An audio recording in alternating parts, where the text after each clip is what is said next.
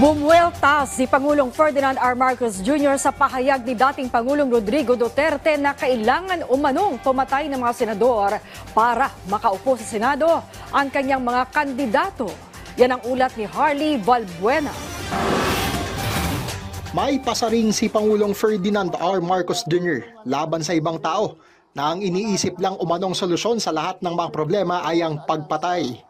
Sinabi ito ng Pangulo sa campaign rally ng Alyansa para sa Bagong Pilipinas noong Sabado sa Carmen, Davao del Norte bilang tugon sa pahayag ni dating Pangulong Duterte na kailangang pumatay ng 15 senador para makapwesto ang mga sinusuportahan niyang kandidato. Ayon sa Pangulo, ramdam na ng mga kalaban ang bigat ng lineup ng senatorial slate ng administrasyon. Kaya't ang ibang partido tila nawawala na anya ng pag-asa. Sa kabilang panig, iginit ng presidente na may magandang credentials at malawak ng karanasan ang mga pambato ng alyansa.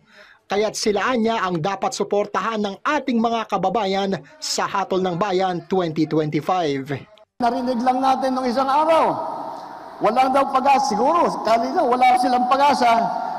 Nakakapagtaka kung bakit ganun.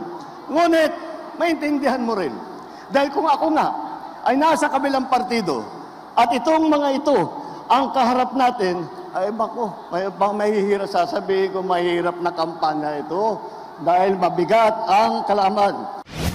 Samantala, sinabi naman ni Senate Minority Leader Coco Pimentel na ang palaging pagbanggit ng isang tao sa usapin ng pagpatay ay isang nakababahalang senyales ng personality disorder. Ipinauubaya na nito sa Department of Justice at National Bureau of Investigation ang pagtukoy kung may tuturing itong krimen. Para naman kay Senadora Risa Hontiveros, mas mainam na tutukan na lamang ang pagpapababa sa presyo ng mga bilihin sa halip na ang pagpatay sa mga senador. Kapwa hindi naman apektado sina Senators Jinggoy Estrada at Bong Revilla at para sa kanila ay biro lamang ang mga sinabi ng dating leader. Harley Valbuena para sa Pambansang TV sa Bagong Pilipinas.